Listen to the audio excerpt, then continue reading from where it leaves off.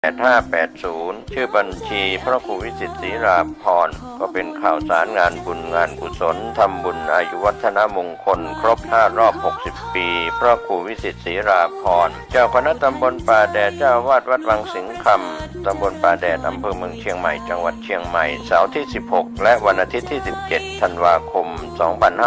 2566เชิญท่านร่วมงานนี้โดยพร้อมเพรียงกัน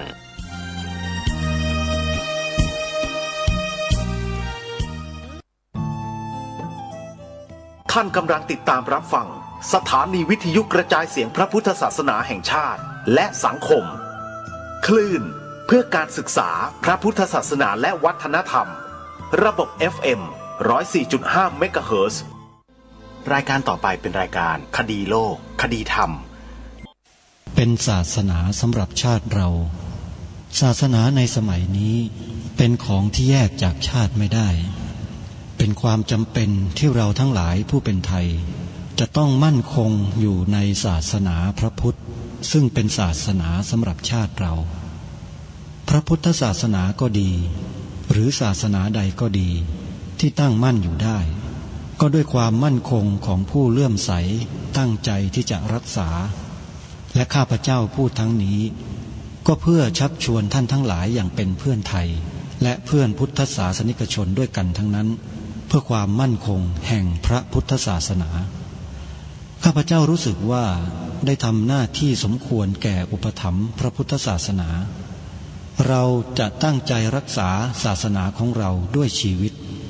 และถ้าท่านตั้งใจจะช่วยข้าพเจ้าในกิจอันใหญ่นี้แล้วก็จะเป็นที่พอใจข้าพเจ้าเป็นอันมากเพราะฉะนั้นเป็นหน้าที่ของเราทั้งหลายที่จะช่วยกันบำรุงรักษาพระพุทธศาสนาอย่าให้เสื่อมสูญไปการที่จะบำรุงพระพุทธศาสนาเราต้องรู้สึกก่อนว่าหลักของพระพุทธศาสนาคืออะไรเราจะถือว่าเราเป็นไทยด้วยกันหมดเราจะต้องรักษาความเป็นไทยของเราให้ยั่งยืนเราจะต้องรักษาพระพุทธศาสนาให้ถาวรวัฒนาการอย่างที่เป็นมาแล้วหลายชั่วโคตรของเราทั้งหลายพระบรมราโชวาทของพระบาทสมเด็จพระมงกุฎเกล้าเจ้าอยู่หัวรัชกาลที่6พระบรมราโชวาทก็ดีพระราชนิพนธ์ก็ดีหรือพระบรมราชโองการของพระมหากษัตริย์ถือเป็นบทบัญญัติแห่งกฎหมายทั้งหมดทั้งสิ้นการบัญญัติให้พระพุทธศาสนาเป็นศาสนาประจำชาติไทยไว้ในรัฐธรรมนูญจึงเป็นสิ่งที่ถูกต้องทั้งกฎหมายและทางโบราณราชประเพณีการบัญญัติให้พระพุทธศาสนาเป็นศาสนาประจำชาติไทยไว้ในรัฐธรรมนูญย่อมเป็นหลักค้ำประกันให้กับประชาชนคนไทยว่าตนได้ปฏิบัติตามกฎหมายอย่างแท้จริงการบัญญัติให้พระพุทธศาสนาเป็นศาสนาประจำชาติไทยไว้ในรัฐธรรมนูญมิได้เป็นการลิดรอนสิทธิเสรีภาพของผู้ใดแต่เป็นการยืนยันความจริงตามกฎหมายและประวัติศาสตร์ชาติไทยการบัญญัติให้พระพุทธศาสนาเป็นศาสนาประจำชาติไทยไว้ในรัฐธรรมนูญจะทำให้พระพุทธศาสนาได้รับการอุปถัมภ์และคุ้มครองจากรัฐดุจเดียวกันกับที่องค์พระมหากษัตริย์ทรงกระทำมาการบัญญัติให้พระพุทธศาสนาเป็นศาสนาประจำชาติไทยไว้ในรัฐธรรมนูญจะป้องกันพระพุทธศาสนาไม่ให้ถูกลัทธินิกายนอกศาสนากระทำการใดๆได้ด้วยอุบายต่างๆนานาการบัญญัติให้พระพุทธศาสนาเป็นศาสนาประจำชาติไทยไว้ในรัฐธรรมนูญจะทำให้สังคมไทยมีแต่ความสุขร่มเย็นเป็นธรรมทั้งต่อคนศาสนาอื่นและคนสัญชาติอื่นได้อย่างแท้จริงแต่ถ้าไม่บัญญัติให้พระพุทธศาสนาเป็นศาสนาประจำชาติไทยไว้ในรัฐธรรมนูญในอนาคตประเทศไทยจะต้องตกอยู่ในสถานะเดียวกันกับพื้นที่3จังหวัดชายแดนภาคใต้อย่างแน่นอน พระบรมราโชวาทพระบาทสมเด็จพระเจ้าอยู่หัวในมหาสมาคมณพระที่นั่งอมรินทร์ในวันนี้ทางรายการขอเริ่มต้นด้วยข่าวประชาสัมพันธ์เชิญชวนสาธุชนร่วมงานบุญกันในช่วงปีใหม่ในปีใหม่นี้ขอเรียนเชิญสาธุชนที่สนใจงานบุญปฏิบัติธรรมงานบุญฟังธรรมงานบุญหล่อพระพุทธรูปเป็นพระประธานประจำอุโบสถเรียกว่า3 กิจกรรมในงานเดียวรวมถึงงานสวดมนต์ข้ามปีด้วยเป็น4 กิจกรรมในงานเดียวแล้วก็มีที่เดียวในประเทศไทยขณะนี้น่าจะเป็นเช่นนั้นใครสนใจที่จะร่วมกิจกรรมดังกล่าวขอเชิญทุกท่าน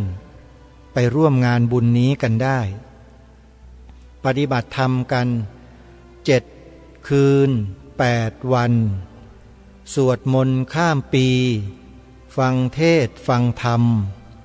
แล้วร่วมหล่อพระประธานประจำมหาอุโบสถณวัดป่าจริยธรรมตำบลนาดอกคำอำเภอนาด้วงจังหวัดเลย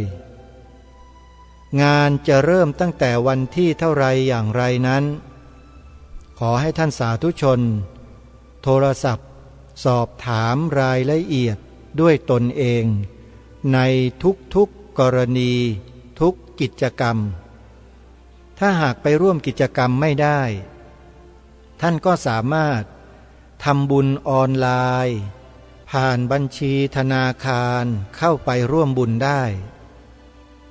เบอร์โทรศัพท์ที่ท่านสอบถามรายละเอียดงานกิจกรรมดังกล่าวสามารถโทรไปได้ที่หมายเลข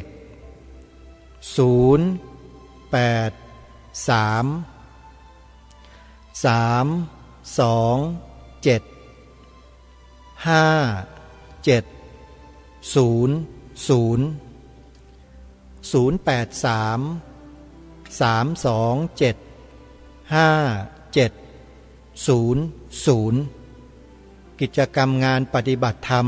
ข้ามวันข้ามเดือนข้ามปีณวัดป่าจริยธรรมตำบลนาดอกคำอำเภอนาด้วงจังหวัดเลย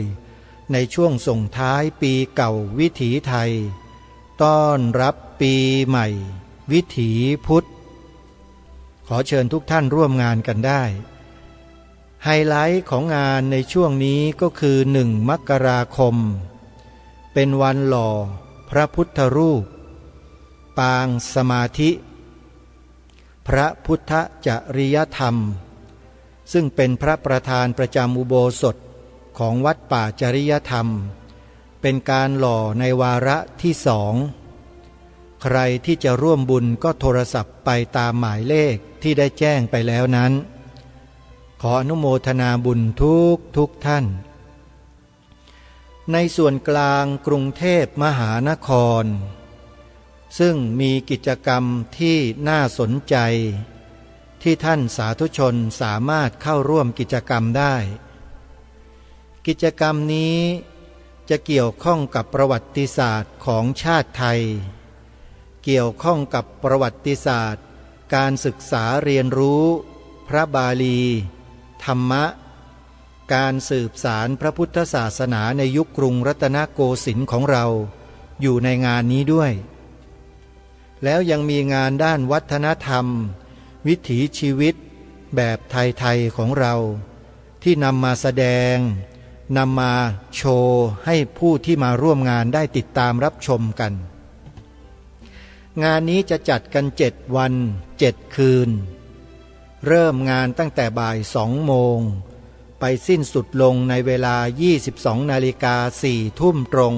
ทุกวันงานนี้จะเริ่มตั้งแต่วันที่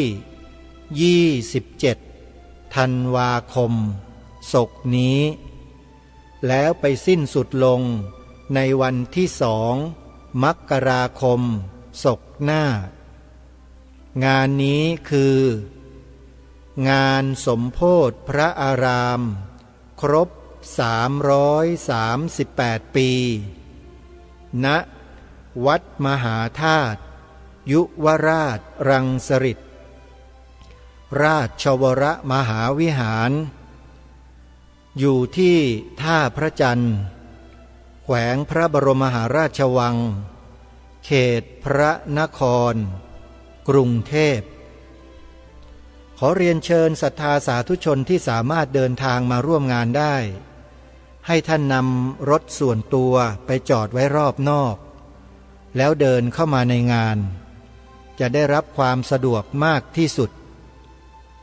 มารถสาธารณะ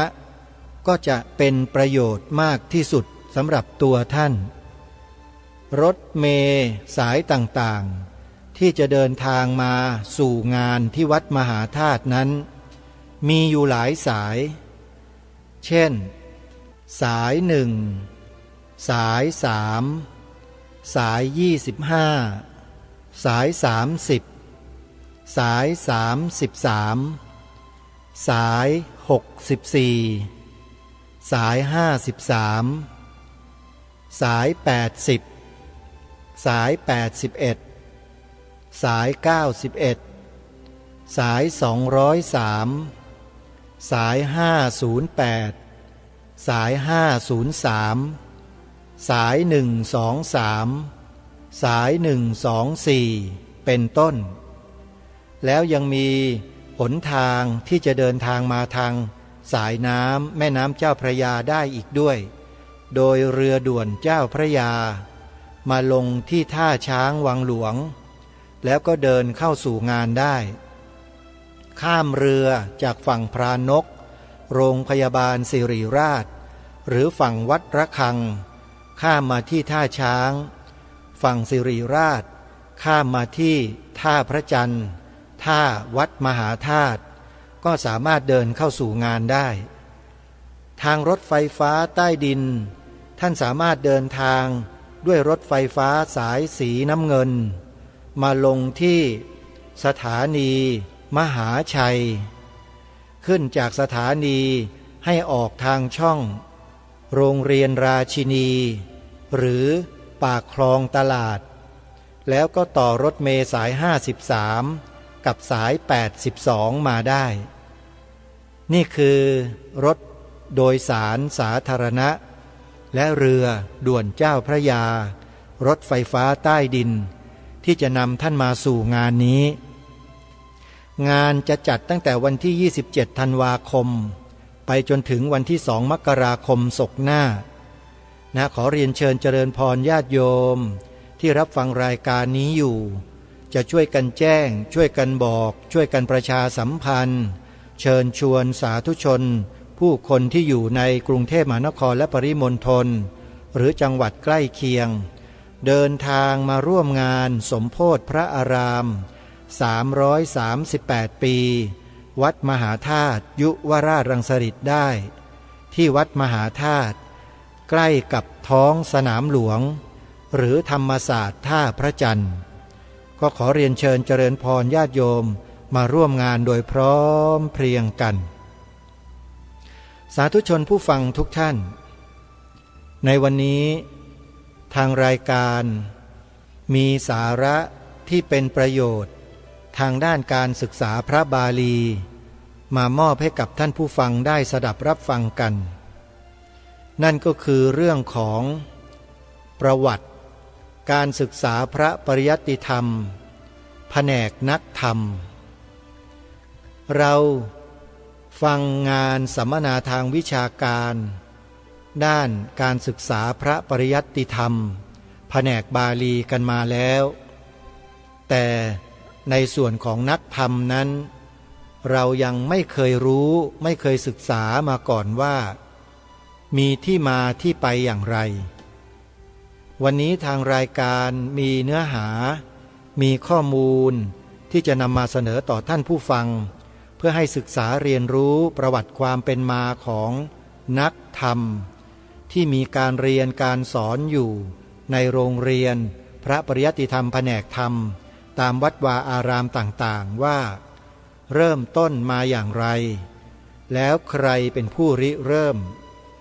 และเมื่อริเริ่มขึ้นแล้วมีการเปลี่ยนแปลงพัฒนารูปแบบการศึกษาเล่าเรียนหรือไม่เดี๋ยวเราลองมาฟังกันดูเริ่มต้นจากบทนำที่มีปรากฏอยู่ในเอกสารของแม่กองธรรมสนามหลวงท่านได้บันทึกไว้อย่างนี้ว่าการศึกษา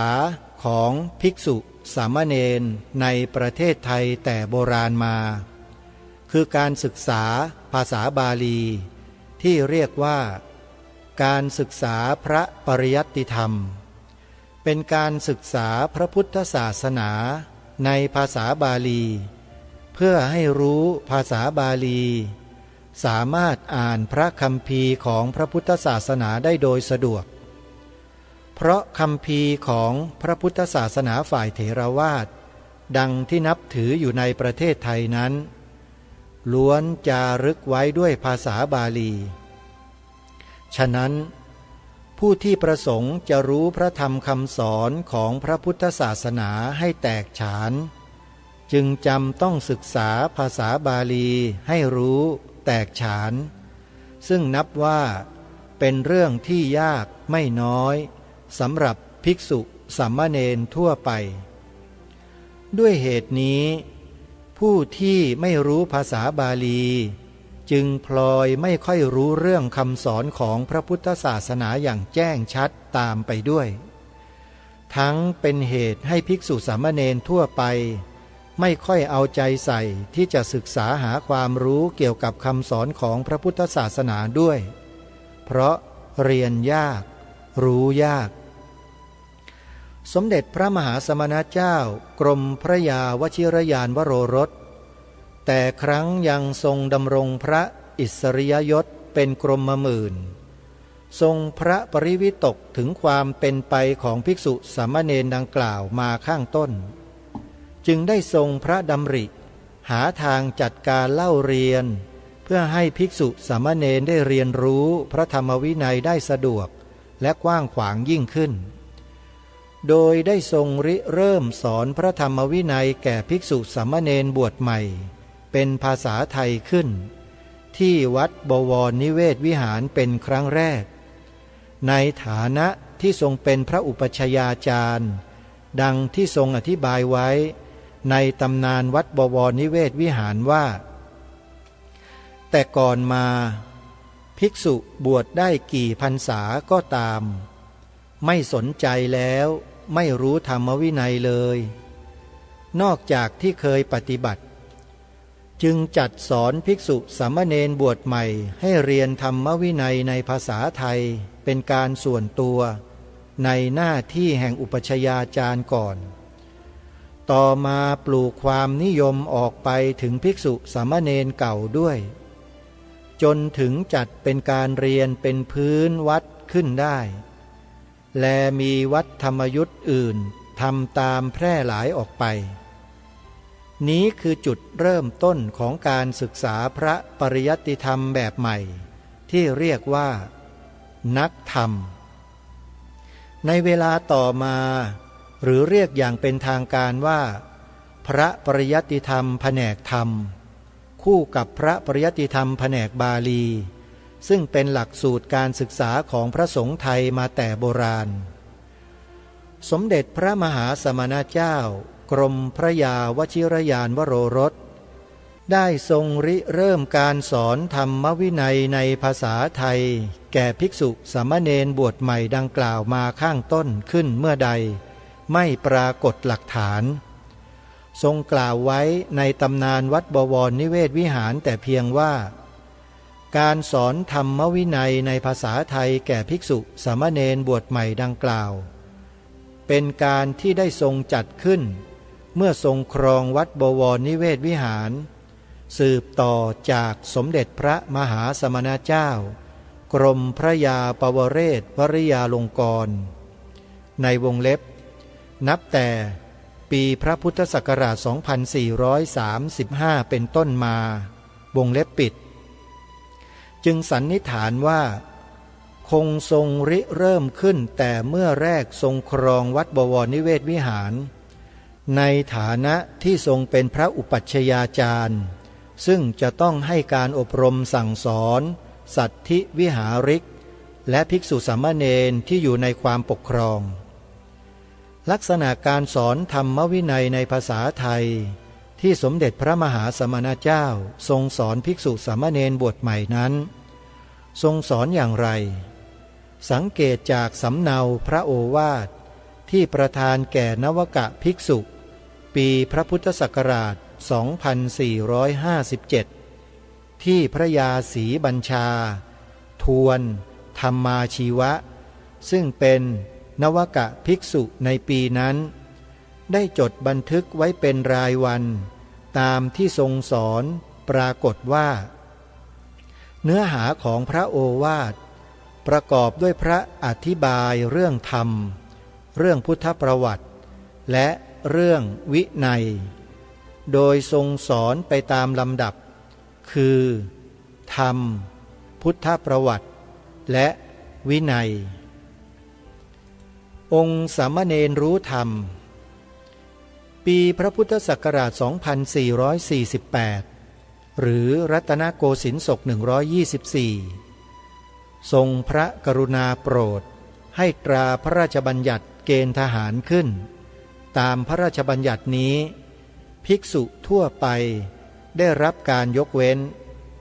ส่วนสามเณรได้รับยกเว้นเฉพาะสามเณรที่รู้ธรรมทางราชการจึงได้ขอให้คณะสงฆ์กำหนดสามเณรรู้ธรรมขึ้นเพื่อใช้เป็นเกณฑ์ในการรับยกเว้นเกณฑ์ทหารถึงปีพระพุทธศักราช 2454 หรือรศ 130 สมเด็จพระมหาสมณเจ้ากรมพระยาวชิรยานวโรรสในฐานะประธานเถรสมาคม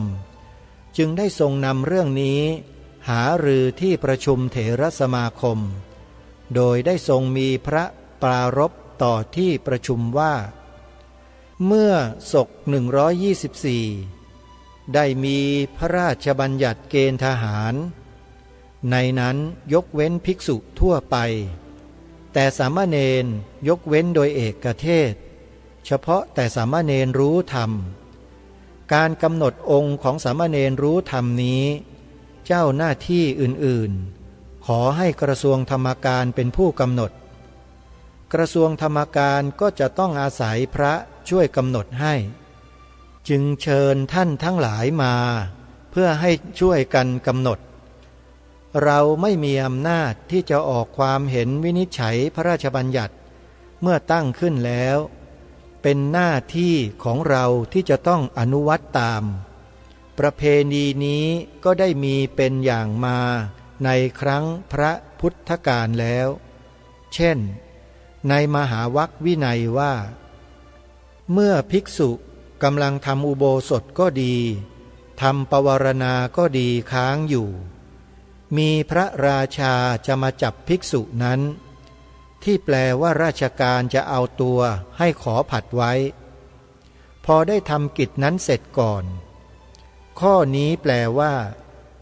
พระยอมอนุวัตราชการไม่ขัดขืนแลคนที่จะตั้งอยู่เป็นหมวดเป็นหมู่กันได้ที่เรียกว่าบ้านเมือง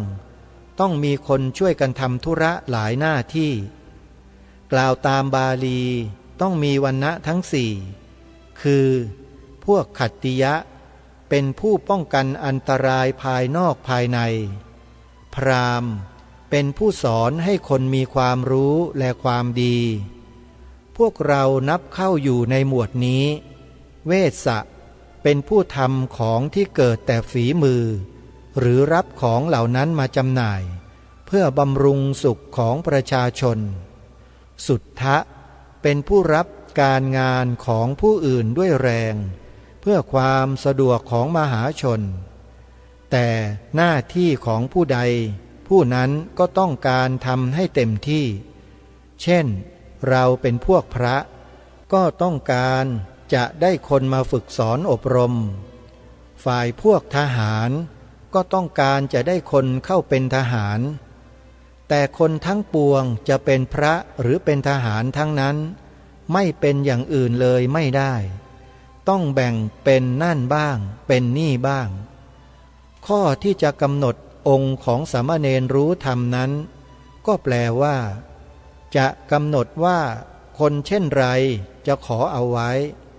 คนเช่นไรจะยอมปล่อยให้เข้ารับราชการทหารจากพระปรารภดังกล่าวและจากที่ได้สดับความคิดเห็นของที่ประชุมเถรสมาคมจึงได้ทรงสรุปแนวพระดำริในการดำเนินการในเรื่องนี้ต่อที่ประชุมว่าเห็นควรเอาไว้แต่สามเณรที่จะเป็นคนเรียนรู้และทำประโยชน์ให้แก่พระศาสนาได้การกำหนด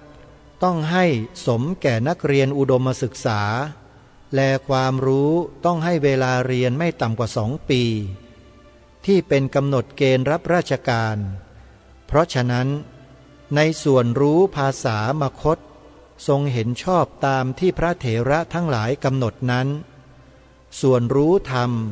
เพียงแต่รู้ธรรมของสามเณรทรงเห็นอ่อนไปแต่ยังทรงรู้สึกอยู่ว่าหลักสูตรที่วัดบวรนิเวศอยู่ข้างจะสูงและเป็นกำหนดคราวแรกอ่อนไว้หน่อยก็ยังได้ภายหลังจึงค่อยรัดเข้าและในที่สุดเถรสมาคมได้มีมติตามแนวพระดำริดังนี้ 1. กำหนดองค์ของสามเณรรู้ธรรมให้กำหนดตามสมควรแก่ความรู้ที่ต้องการในมณฑลนั้นๆมุ่งเอาประโยชน์พระศาสนาเป็นที่ตั้ง 2. องค์ของสามเณรรู้ธรรมในกรุงเทพนั้นรู้มคธภาษากรรมการสอบเห็นว่าใช้ได้กับรู้ธรรมของสามเณรด้วย 3. สามเณรที่ไม่มีประโยชน์แก่พระศาสนาคือว่าแม้ศึกเข้ารับราชการก็ไม่เป็นเหตุเสื่อมการข้างวัดเช่นขาดคนเล่าเรียนจะหาคนมีความรู้ได้น้อยเป็นต้นสามเณรเช่นนั้นเมื่อต้องเรียกก็ให้ศึกเข้ารับราชการเกณฑ์ดังกล่าวนี้กระทรวงกลาโหมก็ยอมรับจึงเป็นอันใช้ได้ครั้นเดือนตุลาคมรัตนโกสินทร์ศก130หรือปีพระพุทธศักราช2454สมเด็จพระมหาสมณเจ้ากรมพระยาวชิรยานวโรรสจึงโปรดให้จัดการสอบในส่วนกลางขึ้นเป็นครั้งแรกที่วัดบวรนิเวศวิหารวัดมหาธาตุวัดสุทัศน์เทพวรารามและวัดเบญจมบพิตรโดยทรงกำหนดหลักสูตรสำหรับสามเณรรู้ธรรมในกรุงเทพดังนี้ภาษามคธเพียงท้องนิทานในอรรถกถาธรรมบทธรรมของสามเณรคือธรรมวิภาคในนวโกวาทแต่งความแก้กระทู้ธรรมในการสอบองค์สามเณรรู้ธรรมครั้งแรกในกรุงเทพเมื่อเดือนตุลาคมพระพุทธศักราช2454มีสามเณรเข้าสอบ179รูปสอบได้139รูปตก40รูปผลการสอบองค์สามเณรรู้ธรรมครั้งนี้สมเด็จพระมหาสมณเจ้าทรงเห็นว่าทำให้สามเณรมีความรู้ดีขึ้นแต่ยังแคบเพราะใช้ได้แต่ในกรุงเทพหรือเฉพาะวัดที่มีเรียนปริยัติในหัวเมืองจะจัดตามนี้ไม่ได้แต่ก็ทรงเห็นว่าหากได้ปรับปรุงแก้ไขให้ดีขึ้นก็จะเป็นประโยชน์กว้างขวางเพราะการเรียนการสอนธรรมวินัยในภาษาไทยอย่างนี้พระองค์ได้ทรงทำเป็นการส่วนพระองค์มานานแล้วและเกิดผลดีแก่ภิกษุสามเณรที่เรียนทั้งที่ยังบวชอยู่และสึกออกไปฉะนั้นพระองค์จึงทรงพระดำริที่จะปรับปรุงหลักสูตรองค์สามเณรรู้ธรรมที่จัดขึ้นครั้งนี้ ให้เป็นการศึกษาธรรมวินัยสำหรับภิกษุสามเณรทั่วไปซึ่งจะเป็นทางให้ภิกษุสามเณรมีความรู้ธรรมวินัยทั่วถึงดังที่พระองค์ได้ทรงอธิบายแก่เถระสมาคมในครั้งนั้นปรากฏในรายงานการประชุมเถระสมาคมเมื่อวันที่4 มีนาคมรัตนโกสินทร์130หรือปีพระพุทธศักราช 2454 ว่าความรู้ธรรมะอย่างสามัญ นั้นได้ทรงเริ่มจัดมานานแล้วตรัสเล่าจำเดิมแต่เหตุปรารภแต่งนวโกวาทขึ้นและได้ใช้ฝึกสอนในสำนักของพระองค์เองและวัดอื่นได้รับใช้ตามอย่างได้ผลดีทั้งผู้ยังบวชอยู่และผู้ศึกไปแล้วเมื่อกำหนดองค์สามเณรรู้ธรรมทรงเห็นว่าจะขยายความรู้ธรรมะถึงชั้นนี้ได้จึงได้ทรงหลักสูตรขึ้นดังนั้นกำหนดเอาความรู้ในมคธภาษานั้นเป็นการหนักแก่สามเณรผู้จะเรียนให้ทันเวลาทั้งไล่ได้แล้วจะจัดว่าเป็นผู้มีความรู้ก็ยังไม่ได้และจะจัดในหัวเมืองก็ไม่ได้ทั่วเมื่อเสด็จไปหัวเมืองเหนือคราวนี้เองได้ทรงปรารภถึงการเรียนของพระสงฆ์หัวเมืองทรงเห็นว่าได้รับบำรุงเข้าคงดีขึ้นกว่าปล่อยให้เป็นอยู่ตามลำพังเมื่อได้จัดให้แพร่หลายแล้วจะเป็นประโยชน์กว้างขวางดีกว่าจะมัวบำรุงในทางมคธภาษาอย่างเดียวแม้ว่าการรู้ภาษามคธเป็นหลักแห่งการรู้ปริยัติจึงได้ทรงจัดเป็นระเบียบเป็น2 อย่างสามัญไม่เกี่ยวกับมคธภาษาสำหรับภิกษุสามเณรทั้งในกรุงและหัวเมืองอย่างวิสามัญนั้นสำหรับภิกษุสามเณรในสำนักที่สามารถสอนมคธภาษาได้ด้วยต่อไปทรงแสดงพระดำริจะจัดการนี้ให้เข้ารูปอย่างไรทรงอาศัยหลักในพระวินัยที่จะจัดภิกษุเป็น3 จำพวกคือเถระ1มัชชิมะ1นวกะ1หลักสูตรที่ตั้งขึ้นทั้ง2 ประโยคทั้งสามัญและวิสามัญ นั้นจัดเป็นนวกะภูมิเป็นความรู้นวกะภิกษุเป็นภูมิต้นต่อไปจะคิดขยายให้ถึงมัชชิมภูมิและเถระภูมิบำรุงความรู้ให้ลึกโดยลำดับและจะให้เข้ากันได้กับหลักสูตรปริยัติที่ใช้อยู่บัดนี้จากพระดำริที่ทรงแสดงแก่ที่ประชุมมหาเถรสมาคมดังกล่าวข้างต้นสรุปได้ว่าสมเด็จพระมหาสมณเจ้าทรงเห็นว่าการศึกษาปริยัติธรรมที่เน้นมคธภาษานั้นไม่ช่วยให้การศึกษาธรรมวินัยแพร่หลายถึงภิกษุสามเณรทั่วไปเพราะหาผู้สอนยากทั้งเรียนรู้ได้ยากจึงได้ทรงทดลองจัดการเรียนธรรมวินัยในภาษาไทยขึ้นที่วัดบวรนิเวศวิหารเป็นการส่วนพระองค์ก่อนปรากฏว่าได้รับผลดีมีผู้นิยมเรียนกันมากทั้งภิกษุสามเณรบวชใหม่และภิกษุสามเณรเก่าและแพร่หลายไปถึงภิกษุสามเณรในวัดอื่นๆด้วยจึงทรงเห็นว่า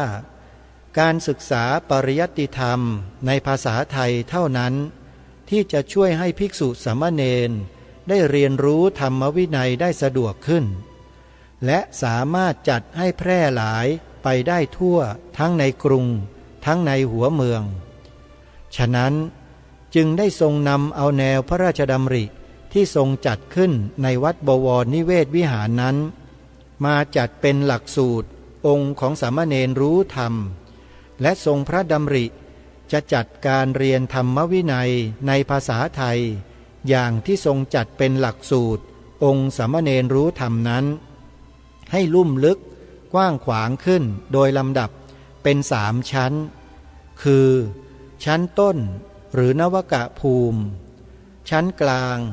หรือชั้นมัชชิมภูมิและชั้นสูงหรือชั้นเถรภูมิทั้งจะจัดการศึกษาธรรมวินัยในภาษาไทยดังกล่าวให้เชื่อมโยงกับการศึกษาปริยัติธรรมในมคธภาษาที่มีมาแต่เดิมด้วยนี่ก็เป็นส่วนหนึ่งของบทความที่มีบันทึกไว้ในแม่กองธรรมสนามหลวงกล่าวถึงที่มาที่ไปของหลักสูตรนักธรรมที่พระสงฆ์สามเณรทั่วประเทศได้ทำการเรียนการสอนการสอบอยู่ทุกวันนี้ทุกปีนะโยมนะท่านเจ้าประคุณสมเด็จพระมหาสมณเจ้ากรมพระยาวชิรยานวโรรสถือว่าเป็นผู้ที่ให้กำเนิดผู้ประธานกำเนิดของนักธรรมที่เราเรียนกันอยู่ซึ่งเป็นภาษาไทยซึ่งถือว่าเป็นภาระเป็นหน้าที่ของพวกเราที่เป็นกุลบุตรกุลธิดาเป็นลูกหลานพุทธศาสนิกชนนั้นจะต้องช่วยกันสืบสารแนวพระดำริของพระองค์ท่านให้เป็นไปอย่างต่อเนื่องนักธรรมซึ่งเป็นหลักสูตรที่พระภิกษุสามเณรอุบาสกอุบาสิกาคฤหัสถ์ญาติโยมทั่วไปสามารถศึกษาเรียนรู้กันได้จึงขอเรียนเชิญสาธุชนทุกท่านนะโยมนะใครก็ตามที่ต้องการศึกษาเรียนรู้ธรรมเนี่ยทางวัดวาอารามเขาไม่ได้ห้ามนะโยมนะเวลาเข้าพรรษาวัดต่างๆก็มักจะมีการเรียนการสอนนักธรรมกันญาติโยมที่สนใจก็สามารถเข้าไปเรียนได้เรียนได้เลยโยมยกเว้นวินัยอย่างเดียวที่โยมไม่ต้องเข้าเรียนเพราะพระสงฆ์เขาจะถกกันเรื่องวินัยมันเกี่ยวข้องกับเรื่องภายในของสงฆ์ด้วยโยมเรียนได้เฉพาะกระทู้ธรรมะพุทธะเท่านั้นโยม3วิชาแล้วก็พุทธประวัติพวกนี้นะฮะอันนี้ถือว่าเป็นหลักที่เราจะต้องศึกษาเรียนรู้กันก็ถือว่าเป็นความโชคดีของพวกเราคนไทยของชาวพุทธในประเทศไทยของเรานะโยมนะที่เรามีบูรพาจารย์ผู้ทรงความรู้ผู้มีความสามารถได้แปลงภาษามคธรวบรวมข้อธรรมต่างๆออกมาเป็นภาษาไทยแล้วให้เรานั้นได้เข้าไปศึกษาเรียนรู้กันอย่างง่ายๆไม่ต้องไปนั่งเรียนภาษาบาลีภาษามคธต้องลำบากเหมือนอย่างครูบาอาจารย์ที่ท่านมีความเพียรพยายามสูงเหล่านั้นนี่คือข้อได้เปรียบของพวกเราคนไทยซึ่งในต่างประเทศที่นับถือศาสนาพุทธอื่นๆนั้นอาตมาภาพไม่แน่เหมือนกันว่าเขาจะมีเรียนแบบเราหรือไม่แต่ของเรานั้นมีให้เราเรียนแน่นอนจึงขอเรียนเชิญเจริญพรญาติโยมพุทธบริษัททุกท่านทุกคนนะโยมนะถ้าที่ไหนมีการเรียนการสอนนักธรรมโยมไปเรียนได้เลยหรือแม้แต่บาลีก็ตามโยมบางวัดเดี๋ยวนี้เกือบจะทุกวัดแล้วนะเขารับให้เข้าไปนั่งเรียนบาลีได้แล้วก็มีการสอบเหมือนพระสงฆ์สามเณรเลยแต่ทางคฤหัสถ์ญาติโยมเนี่ยเขาเรียกว่าบาลีศึกษานะเขาเรียกว่าบาลีศึกษาไม่ใช่มหาปรริญญานะโยมเขาเรียกว่าบาลีศึกษาเป็นปรริญญาเหมือนกันแต่เขาไม่เรียกมหานะเขาเรียกว่าบาลีศึกษาก็สามารถเรียนจบปรริญญาธรรม9ประโยคได้เหมือนกันแต่ถ้าใครต้องการเป็นปราชญ์ทางบาลีอย่างแท้จริงเนี่ยสำนักที่มีการเรียนการสอนแบบละเอียดลึกซึ้งอย่างกว้างขวางอย่างลุ่มลึกอย่างเรียกว่าเป็นนักปราชญ์ทางบาลีอย่างแท้จริงเนี่ยก็มีสำนักเหล่านี้ให้ความรู้อยู่ใครสนใจก็ไปเรียนกันได้นะโยมนะส่วนกลางที่มีเรียนมีสอนอยู่ก็ที่วัดจากแดงอำเภอพระประแดงจังหวัดสมุทรปราการเข้าไปในเว็บไซต์ของวัดจากแดงแล้วหาเบอร์โทรศัพท์ติดต่อสอบถามได้เลยโยมนะขอย้ำว่า หลักสูตรที่ทางวัดจากแดงได้จัดทำขึ้นนั้นเป็นหลักสูตรของผู้ต้องการความรู้ด้านอักษรภาษาบาลีอย่างลึกซึ้งโดยแท้ใครสนใจก็ติดต่อเพื่อสอบถามรายละเอียดเข้าไปได้นะโยมนะแล้วก็ยังมีวัดอื่นๆอีกหลายวัดที่จัดสอนบาลีใหญ่บาลีที่เรียนแบบลึกซึ้งเนี่ยนะฮะเช่นวัดวิหารธรรมอำเภอน้ำโสมจังหวัดอุดรธานีวัดไวยกูลถารามอำเภอบ้านผือจังหวัดอุดรธานีวัดท่ามะโออำเภอเมืองจังหวัดลำปางวัดเขาสนามชัยจังหวัดประจวบคีรีขันธ์วัดหาดใหญ่สิตารามอำเภอหาดใหญ่จังหวัดสงขลาเป็นต้นอาจจะมีสาขามีเครือข่ายเพิ่มขึ้นในอนาคตอีกเป็นจำนวนไม่น้อยเลยทีเดียวนะในเบื้องต้นก็มีสำนักที่เปิดการเรียนการสอนพระบาลีอย่างละเอียดลึกซึ้งก็ตามรายชื่อสำนักที่ได้กล่าวมานั้นนะใครสนใจใกล้ที่ไหนอย่างไรก็ไปศึกษาเล่าเรียนกันเอาละท่านสาธุชนทุกท่านวันนี้เวลาของรายการหมดลงแล้วเนื้อหาที่นำมาเสนอรายการยังมีเหลืออยู่เดี๋ยวพรุ่งนี้จะนำมาอ่านให้พวกเราได้ฟังกันต่อวันนี้เวลาหมดลงแล้วต้องขอสมมุติยุติรายการไว้แต่เพียงเท่านี้พบกับรายการได้ใหม่ในวันต่อไปขอความสุขความสวัสดีในธรรมแห่งองค์สมเด็จพระบรมศาสดาสัมมาสัมพุทธเจ้าจงปรากฏเกิดมีขึ้นในจิตใจของท่านผู้ฟังทุกท่านทุกคนเทินขอเจริญพรกล้าคิดก็ต้องกล้าทำอย่ากลัวถ้าทำความดีเป็นศึกษาปัญหาให้ทันท่วงทีเมืองไทยจะพัฒนากว่านี้รายการดีคดีโลกคดีธรรมขอรำพันบรรยายความคิดเครื่องหมายแห่งสีทั้งสามงามถนัดขาวคือบริสุทธิ์สีสวัสดิ์หมายพระไตรรัตน์และธรรมะคุ้มจิตไทยแดงคือโลหิตเราใสซึ่งยอมสละได้เพื่อรักษาชาติศาสนาน้ำเงินคือสีโสภาอันจอมประชาถ้าโปรดเป็นของส่วนองค์จัดริ้วเข้าเป็นไตรรงค์จึงเป็นสีธงที่รักแห่งเราชาวไทยทหารอวตารนำไปยงยุทธวิชัยวิชิตก็ชู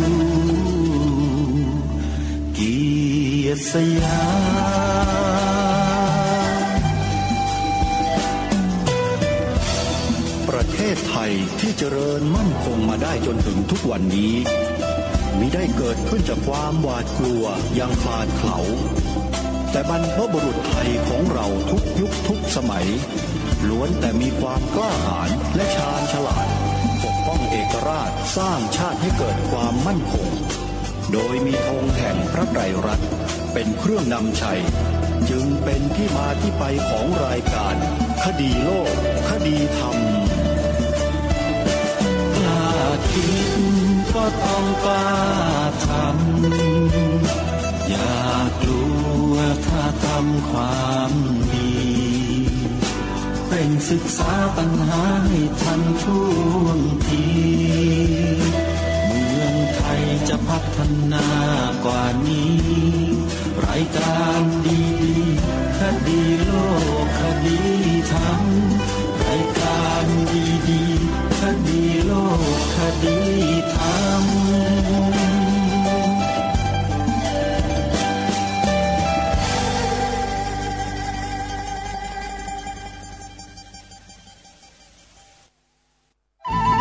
ที่จบไปแล้วนั้นเป็นรายการคดีโลกคดีธรรม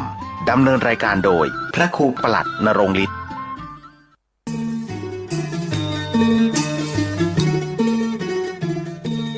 ชาวตำบลสุเทพอำเภอเมืองเชียงใหม่จังหวัดเชียงใหม่ขอเชิญร่วมสืบสานประเพณีสามเพ็งเพ็ญเดือน3ล้านนาบูชาพระธาตุแสงจันทร์ระหว่างวันที่25ถึง28ธันวาคมพุทธศักราช2566ณพระธาตุแสงจันทร์ภายในงานมีศาสนพิธีดังนี้25ธันวาคมพิธีอาราธนาพระอุปคุต26ธันวาคมพิธีอัญเชิญพระธาตุ27ธันวาคมพิธีส่งน้ำบูชาพระธาตุ28ธันวาคมพิธีส่งพระธาตุภายในงานมีกิจกรรมฟังธรรมเวียนเทียนตักบาตรเพ็งพุทธบูชาพระอุปคุตแสงจันทร์ขบวนแห่ฟ้อนโคมบูชาพระบรมสารีริกธาตุเรื่องเล่าดินแดนศักดิ์สิทธิ์กับความรุ่งเรืองด้านพระพุทธศาสนาของชาวรั้วจุดผางประทีปประดับโคมบูชาถวายกรวยดอกไม้ณพระธาตุแสงจันทร์กิจกรรมเมืองใจกลิ่นอายวัฒนธรรมล้านนาลานปล่อยแสงเสนอวิถีชีวิตการแสดงเครื่องแต่งกายชาวมงและลีซูณบ้านข้างวัดแอวกาศแสงจันทร์สนุกช็อปสินค้าท้องถิ่นทำมือณกาดลานดินกินของรำตีนดอยสุเทพณรามูคาเฟ่สัมผัสเส้นทางเทรนประวัติศาสตร์ท้องถิ่นเชื่อมโยงงานประเพณีและกิจกรรมอื่นๆอีกมากมายพระธาตุแสงจันทร์หรือพระธาตุเถระจันทร์พระธาตุแสงจันทร์ณวัดเถระจันทร์สร้างขึ้นบริเวณเชิงดอยสุเทพซึ่งเป็นพื้นที่อันศักดิ์สิทธิ์ของเมืองเชียงใหม่และมีความสำคัญยิ่งในทางพระพุทธศาสนาโดยเฉพาะในสมัยพระยากือนาพระมหากษัตริย์ล้านนาลำดับที่6แห่งราชวงศ์มังรายระหว่างปีพุทธศักราช1898ถึง1928ทรงศรัทธาในพระพุทธศาสนาอย่างแรงกล้าโปรดให้อาราธนาพระสุมาณเถระจากกรุงสุโขทัยมาประดิษฐานพุทธศาสนาแบบรังกาวงในล้านนาและอัญเชิญพระบรมสารีริกธาตุไปประดิษฐานบนดอยสุเทพพระธาตุแสงจันทร์ณวัดเถระจันทร์อยู่ด้านหลังของวัดอุโมงค์สวนพุทธธรรมสามารถเข้าไปศึกษาและสักการะโดยสะดวกทางด้านศูนย์ศึกษาธรรมชาติและสัตว์ป่าเชิงดอยสุเทพเป็นโบราณสถานศิลปะล้านนาที่มีอายุเก่าแก่กว่า600 ปีมีการค้นพบพระบรมสารีริกธาตุถึง 3,994 องค์เชื่อกันว่าเป็นสถานที่มีความศักดิ์สิทธิ์และควรแก่การสักการะบูชาเป็นอย่างมากดังนั้นชาวตำบลสุเทพขอเชิญชวนร่วมสารประเพณีสามเพ็งเพ็ญเดือน3ล้านนาบูชาพระธาตุแสงจันทร์ระหว่างวันที่25ถึง28ธันวาคมพุทธศักราช2566ณพระธาตุแสงจันทร์ตำบลสุเทพอำเภอเมืองเชียงใหม่จังหวัดเชียงใหม่ร่วมสร้างบุญบารมีบูชาพระธาตุแสงจันทร์ได้บุญได้กุศลโดยทั่วหน้ากัน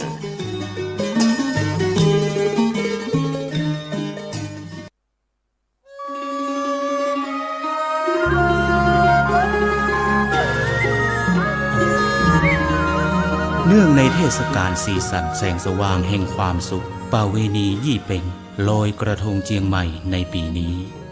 วัดพระสิงห์วรมหาวิหารขอจวนเจริญพรมายังศรัทธานาบุญทุกท่านร่วมบำเพ็ญมหาพลานิสงฆ์ถวายโคมไฟโคมประดับในงานประเวณียี่เป่งจำนวน 84,000 ดวงตามจำนวนสังขยานับได้แห่งพระสัทธรรมขององค์สมเด็จพระบรมศาสดาสัมมาสัมพุทธเจ้าที่ได้ตรัสสอนสั่งยังเวไนยชนและเพื่อน้อมถวายบูชาพระพุทธปฏิมาองค์เอกอ้างพระพุทธสิหินพระสิงห์หลวงเจ้ากับทั้งจักได้น้อมถวายบูชาพระมหาเจติยะพระบรมธาตุหลวงเจ้าประจำปีกัมจตามโรงงูใหญ่โคมไฟโคมพัด และโคมลอยนั้นเจ้าล้านนาใจเพื่อฮื้อแสงสว่างใจนำทางในยามค่ำคืนหรือเอาตั้งเอาแขวนไว้ในศาสนสถานที่เคารพนับถือในความศักดิ์สิทธิ์แห่งพระพุทธศาสนาเพื่อถวายเป็นพุทธปูจาธรรมปูจาสังฆปูจาตามความเชื่อความเลื่อมใสศรัทธาของเจ้าล้านนาที่มีวิถีชีวิตผูกพันในบวรพระพุทธศาสนามีการใจภูมิปัญญาจินตนาการประดิษฐ์เครื่องสักการะต่างๆสืบสานพัฒนาต่อยอดฮือวิจิตรพิสดารยิ่งขึ้นแล้วนำมาวางตั้งหรือแขวนเพื่อบูชาสิ่งศักดิ์สิทธิ์อันเป็นอุดมมงคลที่ควรเคารพนั้นในวาระโอกาสอันดีงามที่ปียมล้นด้วยความสุขนี้วัดพระสิงห์วรมหาวิหารจังหวัดเชียงใหม่ขอเจริญพรเรียนเชิญทุกท่านร่วมถวายโคม 84,000 ดวงเริ่มงานตั้งแต่วันพุธที่ 1 พฤศจิกายน พุทธศักราช 2566 จนถึงวันเสาร์ที่ 6 มกราคม พุทธศักราช 2567 เพื่อจันโลงสืบทอดพระพุทธศาสนาและวัฒนธรรมประเพณีอันดีงามนี้เพื่อให้เกิดความจำเริญมั่นคงรุ่งเรืองในชีวิตเจริญลาภเจริญยศเจริญใจเจริญยิ่งขึ้นไปตราบกาลนานนั้นแด่เตอสวา